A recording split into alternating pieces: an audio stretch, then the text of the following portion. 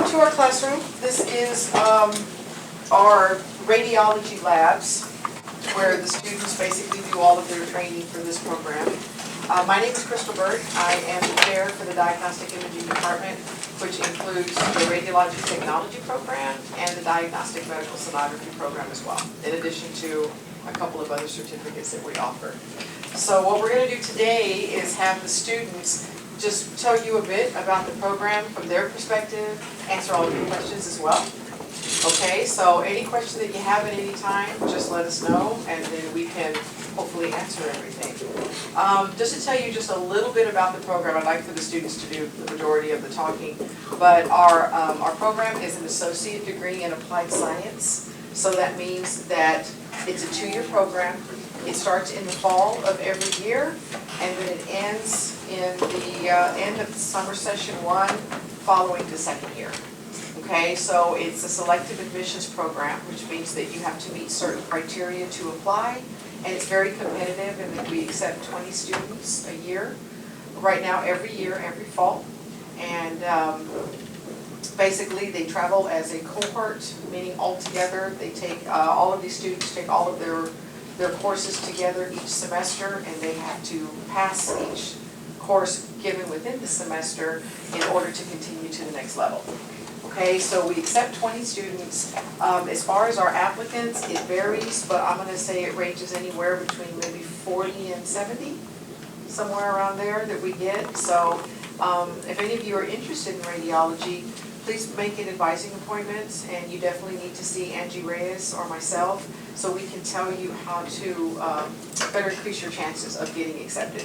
Because as all of you know from the different backgrounds, we all have different selective admissions criteria. Some you may be able to do volunteer work, or you may be able to get recommendation letters and things like that. And ours is based solely on GPA. And we do have our current applications for the fall semester of this year already up on our website as well. Okay, so why don't we have Marco, would you like to talk to them? Maybe, big smile, he's the president of this class. Maybe just let them know how it's been, what you do since you've come into the program, maybe a little bit about study habits, coursework, anything that you want to add? Sure. Well, my name is Marco Villanueva, and like Ms. Bird mentioned, I am the president of the class. As the first semester in this program, it taught me a lot about study.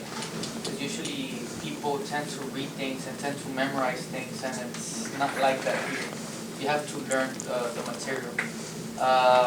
And that's a great thing, because what we learn the first 3 weeks, 4 weeks in the program, we still use it today. We're still using, I remember when we came in, we're doing chest x-rays, we're positioning chest x-rays. You do chest x-rays every day. And of course, you need to know what you're doing. Study habits, you need to learn a lot how to manage your time in this program, because there is a lot of studying involved.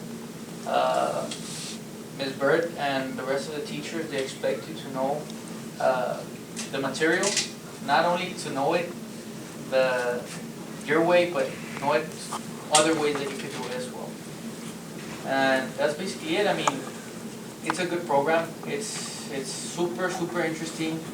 I consider myself somebody that really likes what I'm doing at this moment, and I enjoy the fact of us going to clinics, going to hospitals, seeing a lot of different people, getting to be with techs, learning how techs do their things. Like for example, I do a chest x-ray and I do it a certain way, that someone else does it another way. And you're learning, each of the techs have different ways to do things.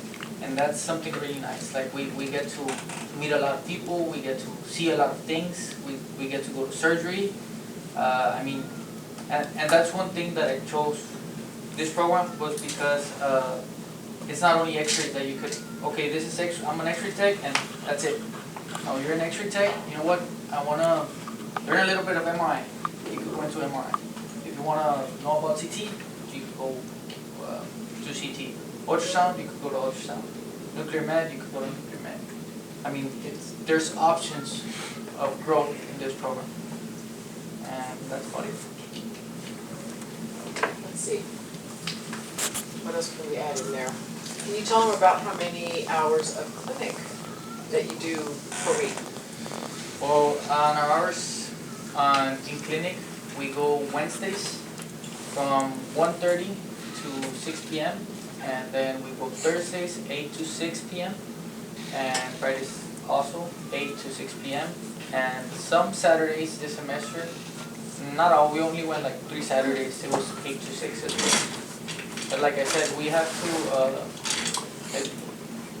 to do comps, and comps basically stating that you're capable of doing projection, as we call it, and we have time to fulfill all those requirements for the clinic part of the class. So it's, I mean, you get to learn a lot, and you learn a lot here, but as well you learn a lot in the clinic. So basically what they do is they're learning things here in the classroom and then they're taking it with them to clinic. And like I was telling you all as well, it's very, very competitive coming in. But just speaking from a class perspective now, with you all in here and they're in their second semester, how would you describe your relationship with your classmates? Would you describe it as competitive here in the classroom to see who can do the best and kind of rise above everybody else? No. Listen to her, right? Maybe. But basically, what do you all do as far as, you know, some people may be more book smart, might come more naturally. Some people, maybe the hands-on are easier, might be easier for them. So what do you all do now that you're in the program as far as you try to help each other? Yeah. Get everybody through? That is the main thing. Well, for me at least, helping each other. If somebody needs help with anything, like all of us. Like I didn't believe this at first when they told me, oh, you're gonna grow together, grow together, grow together. And that's how it is. We've been together. I spend more time with them than I do with my family or with other people. So we get together, and if somebody is slacking or something like that, we try to push each other up and say, you know what, you could do it. And that's what we believe in. Because being with the program is so rigorous and, you know, it is very, very challenging. The support system from your families and from your classmates as well, and from as well as the faculty and staff and everyone who has a hand basically in the students completing the program, that's a very, very large part of it. Because it is a lot of work, but like Marco was saying, you love what you do. That's really, you know, when it comes down to it, that's the most important thing. Have a passion for what you do. You need to want to be there. Learn about your careers before you actually go into the programs and make sure that that is what you decide that you want to do. And then that way you can hopefully succeed. It does make it difficult for students if they don't have that support system, you know, whereas if maybe, let's say they have a family and they have children and maybe their spouse doesn't understand in the evening, you know, I'm going to need some time to study. Maybe if somebody can help make dinner or help with the laundry, you know, things like that. And that, I think, is a crucial part. Would y'all say that as well, in addition to each other, your families? Let's see, do y'all have any questions? Being on the job, what exactly is it like once you've gone through the program and actually getting a job, or like what exactly do they do? Basically, in this program, since this is going to be just the fundamentals of diagnostic imaging, and the students are going to become competent in 3 different areas. So the first one is going to be diagnostic imaging, which is X-ray, which is taking a still image of the bones. And basically that's like taking a picture, if you will, okay, from inside the human body.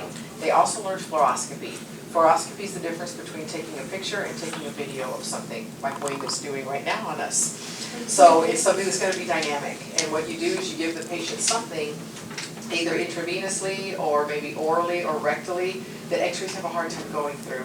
So we use the X-ray tube, just like he's using his camera right now, and we actually watch that contrast go through the body. And what we do is we are aiding the radiologist, who's the physician who's going to interpret these images in coming up with the diagnosis. Okay, so everyone here is trained to be radiologic technologists or radiographers.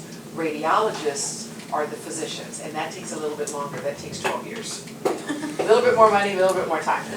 And they also learn how to do those fluoroscopic procedures in surgery, which means that you get a fluoroscopic piece of machine, and you put it on wheels, and you're able to transfer it to sterile settings. So we can help surgeons with knee replacements, gallbladder removals, things like that. So by the time they leave here, they have performed a certain number of competencies, they've mastered them, which means that they're able to sit for their national registry that's given by the American Registry of Radiologic Technologists, or the ARRT. So then they sit for that registry, they become certified, and then they're licensed technologists, which means basically they do so many hours. They put, you all are putting over 1,700 hours of clinic within 2 years. That's a lot. And so basically they become more and more independent every semester. So they start off doing everything with direct supervision.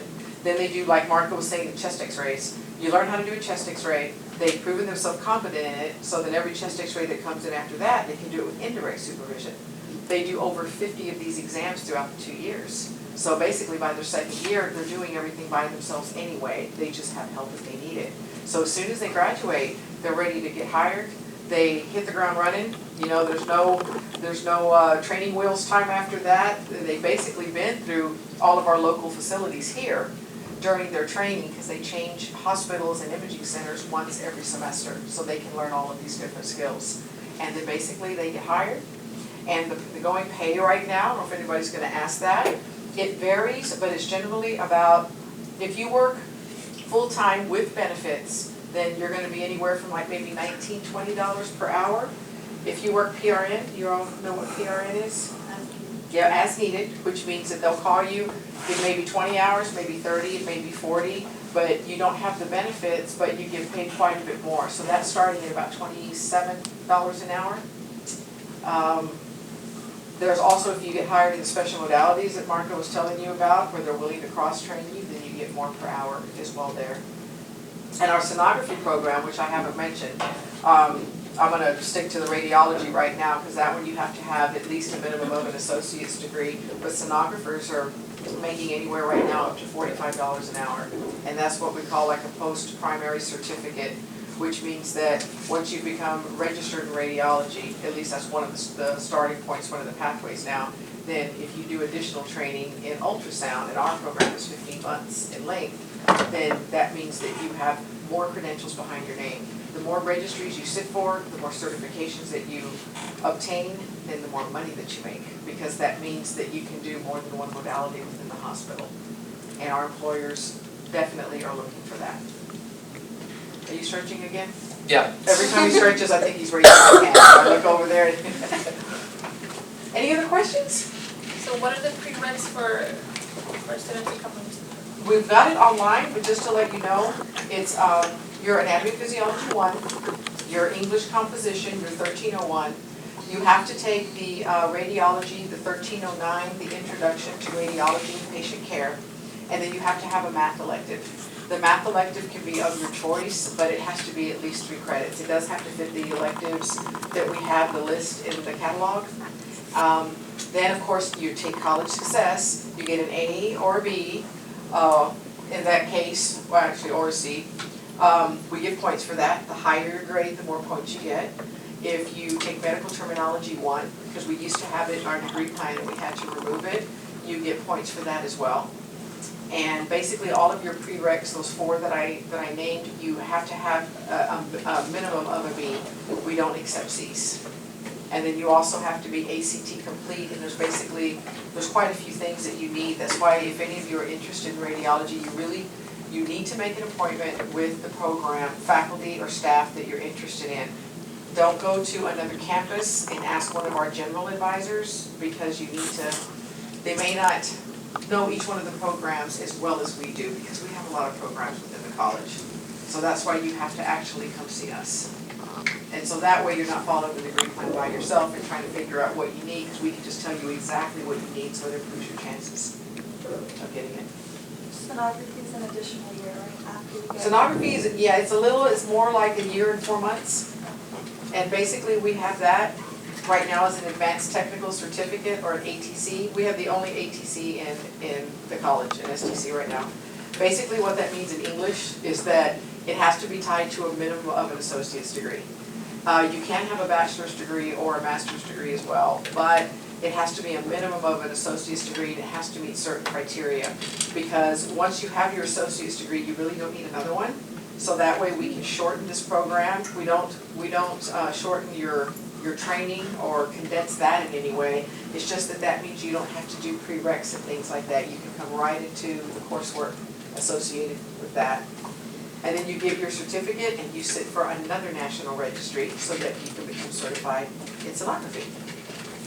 And there's a huge shortage of sonography technologists right now. So they are just scooping them up.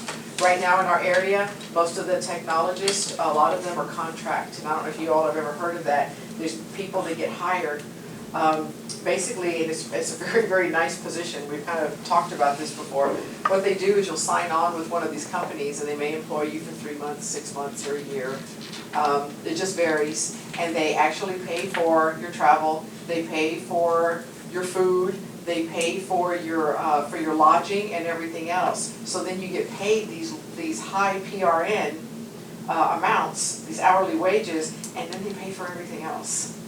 So it's a really good way to make a lot of money, and that, somebody maybe starting a family or wanting to buy their first home or something like that. And plus you just get to travel. You may not get to go to Hawaii or something, you may end up in Laredo, it may not go exactly as you plan, but they're going to decide where you're going to go. And the thing that's a huge advantage with this too is because you get more versed in the different equipment that's out there. So every region of the country is going to have the equipment. It's going to basically run the same, just kind of like our cars. We all have the basic components, but they all run a little bit differently. So the more that they get subjected to different hospitals and imaging centers with different equipment, then the more knowledge they're going to have whenever they graduate. Any more questions?